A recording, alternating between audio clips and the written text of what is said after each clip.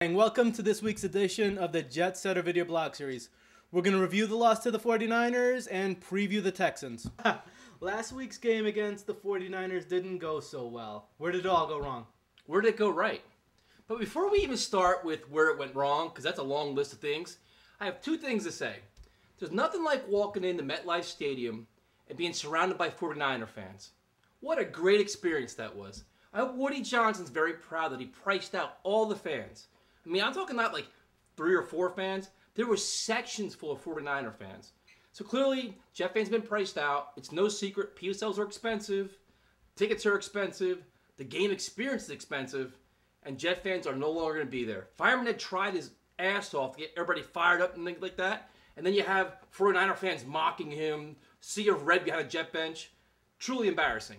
The second thing, which is even more embarrassing, is the Jets in the lower level, they handed out flags. They put them in your little seat holders. Okay. So when you come into your seat, you get this big flag. This flag. Now look at this flag. Look at the size of this flag, Neil. Do you see the size of this flag? That's a big flag. flag. So now you have people, not only Jet fans, 49er fans with this flag. Now when you go like this, can you see the play in front of you? Can you see the play? Ask me.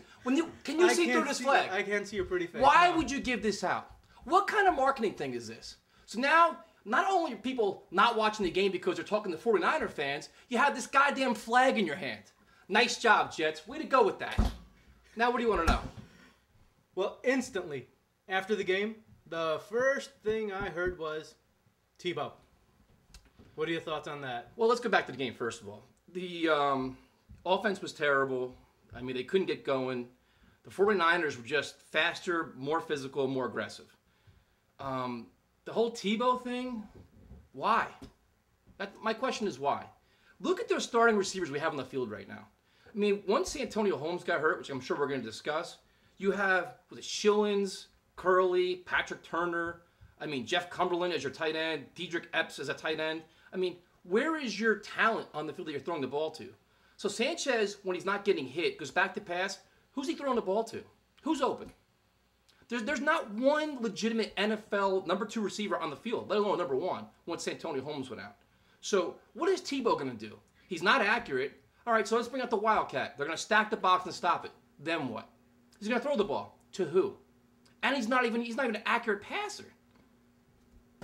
Why? All I have to say is why. For what reason?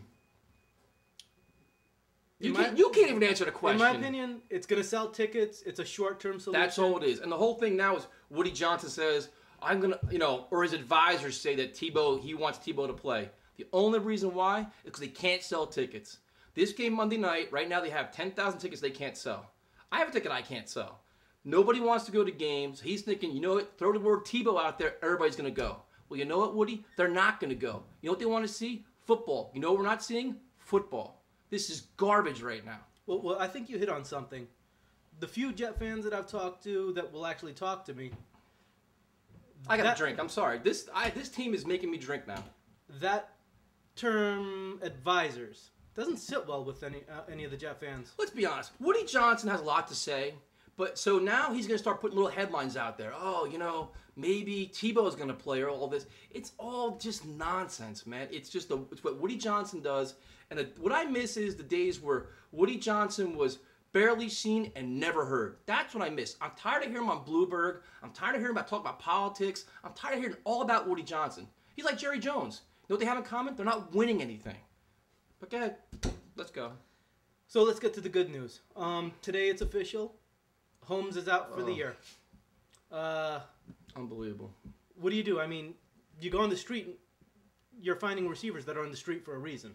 Well, there's two things. There's two things to look at. They signed Jason Hill today, which, didn't even try him out, which to me is mind-boggling. How do you not at least bring him in for a workout, make sure the guy can at least catch a pass? But let's not even go that. People are calling for T.O., they're calling for Plaxico, they're calling for whoever else they can, Ocho Cinco or Chad Johnson, whatever his name is at this point. I wouldn't go that route for one reason is they're going to be trouble. They're going to want attention, and things are going south right now. They're probably going to add fuel to the fire. So you probably want somebody a little bit less profile if you could do that. Like a Mike Sims Walker makes sense to me. Jabbar Gaffney would make sense to me, but he's already gone to the Dolphins. But they're in trouble. I mean, when we talked in the beginning of the season, we said the Jets have one receiver, Santonio Holmes. It was a concern 5 weeks ago. It was a concern in the preseason. We talked about it. If he gets hurt, the Jets are screwed. Well, what happened? He got hurt, the Jets are screwed. So now if you're going to try to find players to fit in, you can't pick up a guy today and say, like Jason Hill today. They signed him today. He's playing on Sunday because they have nobody. Stephen Hill's hurt. He may come back if he's great. They cut Patrick Turner, which is the whole, you know what the other thing is too? Patrick Turner, they cut him, they signed him, they cut him, they signed him. Is this guy got some hidden talent we don't know about? Why are you wasting your friggin' time with this guy? Seriously, what has he done in the NFL to make us keep going up, down with this guy? Is he Mike Sims-Walker? Is he Jabbar Gaffney? No, he's a clown. So why are we wasting our time while teams are working out Kellen Winslow or they're working out Jabbar Gaffney? But anyway, now we're stuck. Stephen Hill's hurt. You have Chaz Schillens, wonderful. Curley. I mean, they are desperate at wide receiver. And you have Clyde Gates, who can't run a friggin' route. So what do you do? I mean, Santonio Holmes is out. They're going to try to piece somebody together. I mean, they're in trouble, dude. They are in serious, serious trouble right now. Well, you have nothing to say, do you? You're just not ready for this, sorry. Let's water under the bridge. We got to move on. One of the things you got to... That's a whole freaking ocean. One of the things you got to keep telling yourself is, no loss as bad as you think it is, and no win, the team isn't as good as you think you are. You know what the problem is? Is Rex Ryan told us this is the most talented team he's had since he's come here. Well, where are they at? Where's your talent at? All I'm seeing is you played the Steelers, you got manhandled all over the field. You played the Dolphins, you should have lost that game, and then you got your asses kicked this week. So where's the talent at? You're getting manhandled on both sides of the ball. Well, let's talk about Monday night a little. I mean, you know, going into the schedule, we're looking at the schedule. You're like, all right, maybe we're 3-1 by now. This is a huge Monday night game for supremacy of the AFC. Now it's a survival game. What are your thoughts going into playing the Texans? We're in deep trouble. I don't know where you can find a positive right now. I mean, you give me. Do you want to talk offense right now? We'll talk offense. Well, let's start. This is what concerns me. At this point, I mean, I was a big Mark Sanchez guy. I really was. And when I met him, he was the sweetest, most humble guy. Looked me in the eye. You know, you can't not like the kid. But what I'm afraid of is he's defeated right now. You won't lose games with Mark Sanchez, but can Mark Sanchez win games? But he's set up to fail. See, what everybody keeps saying is Sanchez sucks. He's the first target. And I'll say this. I'm a Sanchez fan. He's played terrible. But he's not alone. He's getting, I mean, Austin Howard, I mean, everybody's contributing to the problems. The offensive line has not been dominating line of scrimmage. And then we go back to Dustin Keller being out is huge. That's his safety valve. That's his big target. He hasn't been playing. And then you have Manny Moe and Jack playing at receiver. So where is your foundation of success? And the best thing that I heard all week was Rich Gannon on NFL radio was like, the NFL is made up of, is a passing league, offensive league, where you want to have primetime skill players at each, like the skill positions. You want to have like high-level players at your skill positions. Okay, we're the Jets. Santonio Holmes and who? Nobody. Running back. Okay, Sean Green, serviceable. Bilal Powell, who knows? Joe McKnight, playing defense. And then your tight ends. I mean, they don't have talent. So you surrounded Sanchez with what? And then a shaky offensive line and questionable play calling where he's coming out when Tim Tebow's coming in. So while I'm not excusing Sanchez, he struggled. But it's not like there's a recipe for success here. It's a nightmare. So I mean, what do you do? It's a tough. It's like so tough now spot. And now this Monday night you're playing against a very good Texan team with J.J. Watt, Brian Cushing, Jonathan Joseph. What's that? J.J. Watt has 6 sacks right now. 7.5. 7.5. So now they're coming after you, and so okay, you know what? Say the offensive line blocks. Wonderful. Who are you throwing the friggin' ball to? Jason Hill, Jeremy Curley, and Chaz Schillens. It's gonna be scary. And if Dustin Keller doesn't play, Jeff Cumberland and whatever guy they bring up the street right now. So the defense is going to stack the box. They're not going to let you run the ball. Not that we can anyway. And now it's on Sanchez to keep getting hit and trying to find a way to make a play. It's not going to work. All right, well, let's talk about the defense. What is there to talk about? That is a high-powered Texan offense coming into this stadium. And you're looking at maybe one of the top 3 receivers, maybe the top receiver in the NFL. You have one of the top running backs in the NFL. They don't even have to pass the ball. Let's just be honest again. We can't stop the run. We can't. The defensive line is getting manhandled. They have Arian Foster and Ben Tate. If I was the Texans, I would run the ball every play until we stop it. Why would you not? We can't stop Frank Gore. We couldn't stop whoever else. You know, it's just, it's ugly. It's Rex Ryan's known for his defense, and they're not playing good defense. From the front, from the defensive front to the back end. LaRon Landry, they're all missing tackles. The linebackers look slow as hell. It's a cumulative effort of bad defensive football. So if you're the Texans, you have the running game, which you mentioned. Then you have Owen Daniels as a tight end, who's a legitimate threat. As good as anybody which in the we league can't cover now. tight ends. Then you have Andre Johnson, which Kamari's got his hands full. Kamari has the height and size, but I mean, that's Andre Johnson, dude. Right. So where is your answer? And can I say one more thing too? Kyle Wilson, who's filling in now because Revis is out, can he stop taunting players when he's not even covering his friggin' receiver? He got beat last week so many times, and Alex Smith was erratic. So he doesn't cover the guy. It's an incomplete pass, and then he taunts the guy. For what reason? You didn't even cover the guy. If Alex Smith was remotely accurate last week, they would have put another 20 points on the board, and Kyle Wilson would still been probably taunting. So it's just like... It's frustrating. It's just ridiculous. It's just...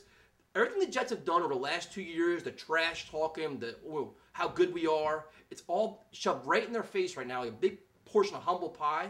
As a fan, it's frustrating as hell to watch because you're sold all this stuff from Rex and it's not coming out. Where is it?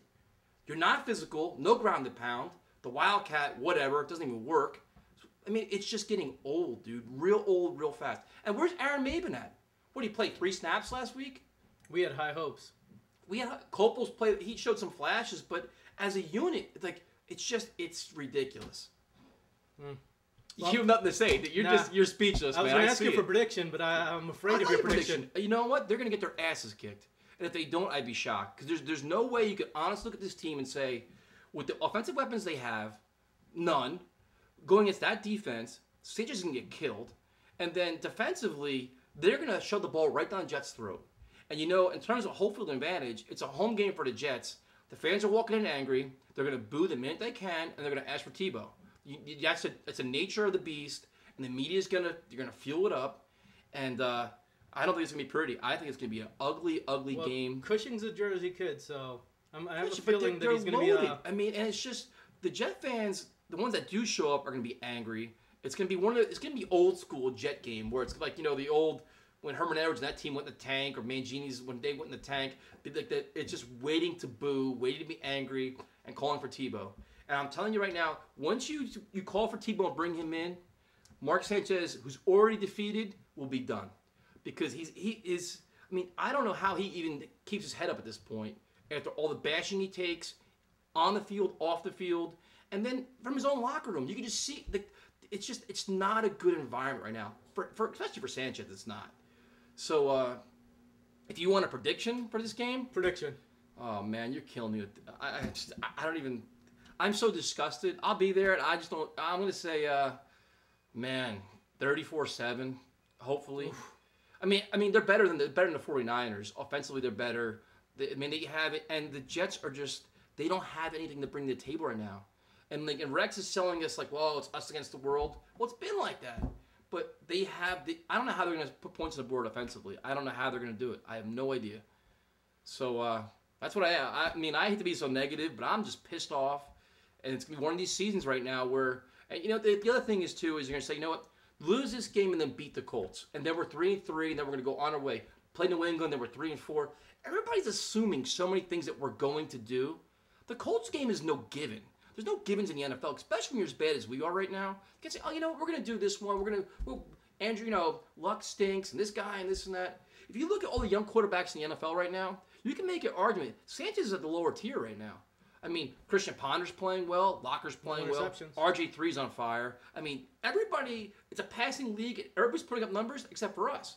So I'm not assuming anything. I'm not going to say lose this game, win next game, 3-3. No. And don't give me that first place nonsense, either if we're 2-2 in first place. That's like garbage. So, ugly game on Monday night. Be there. I hope to be wrong. I don't see it. I don't even know how it's going to be a close game, to be honest with you. Well, it's going to be an interesting video next week. The only thing I ask, too, is if for any kind of entertainment value in this game, because it's going to be miserable, can we please have Frisbee dogs at halftime? They had a show last time at halftime. Lillian Garcia singing with a little show and all this little. Are you serious? Either give us Frisbee dogs or punt, pass, and kick. I mean, you're not. The tickets are overpriced. We're already miserable. We're watching the horrible football on the field, and we're gonna watch somebody lip sync and do his little fake dancing, all this other nonsense. Give us like punt, pass, and kick. Give us Pop Warner. Give us something to at least watch and enjoy, and be not so miserable for the rest of the game. So that's well said. It's gonna be an interesting video next week. Yeah, you have no idea. All right, we'll see. Let's get them. All right, man. Thank you for watching our video. We appreciate all your support and your feedback. So if you have any, please send it to us. Check us out at thejetsetter.com. I'm on Twitter, trauch21, or Facebook, Tyson Rauch. This week, Monday night, we'll be at the L7 tailgate, and we want to thank Dead Serious at deadseriousfightgear.net. Check them out. They made our shirts, and they make great shirts and a lot of good fight apparel. So that's it. Let's go Jets. Sorry for my crazy rant tonight. That's Alf. I'm Tyson. Talk to you guys next week.